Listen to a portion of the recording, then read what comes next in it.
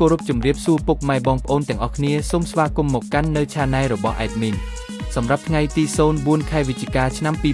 2025 Admin ក៏មានតម្រុយឆ្នោតពិសេសនិងលេខល្អសម្រាប់ចែកជូនពុកម៉ែបងប្អូនផ្សងសំណាងកម្សាន្តប្រចាំថ្ងៃផងដែរជាដំបូងសូមពុកម៉ែបងប្អូនជួយចុច Like និងជាវរូបសញ្ញាកណ្ដឹងឲ្យ Admin ម្នាក់មួយផងដើម្បីនឹងទទួលបានវីដេអូថ្មីក្នុងទូរស័ព្ទដៃពុកម៉ែបងប្អូនពុកម៉ែបងប្អូននឹងមានភាពងាយស្រួលក្នុងការតាមដាននៅតម្រុយឆ្នោតយួនជារៀងរាល់ថ្ងៃផងដែរកុំឲ្យខាត់ពេលពុកម៉ែបងប្អូនយូរសូមពុកម៉ែបងប្អូនចូលមកកាន់នៅតម្រុយឆ្នោតយួនយើងវិញសម្រាប់ម៉ោង 4:30 នាទីនិងម៉ោង 6:30 នាទី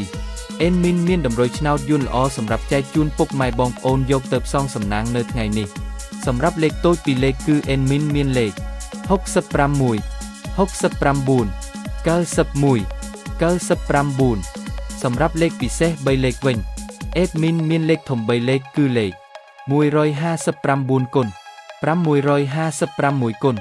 910គុណរីឯលេខអូសខ្ទង់វិញ Admin អូសខ្ទង់60និងខ្ទឹង90ផងដែរបើសិនពុកម៉ែបងប្អូនដែលស្រឡាញ់និងចូលចិត្តលេខរបស់ Admin ពុកម៉ែអាចយកទៅផ្សងសំណាងបាននៅថ្ងៃនេះសុទ្ធតែលេខល្អៗតម្រុយឆ្នោតយើងខ្ញុំបានមកដល់ទីបញ្ចប់ហើយសូមជូនពរឲ្យពុកម៉ែបងប្អូនទាំងអស់គ្នា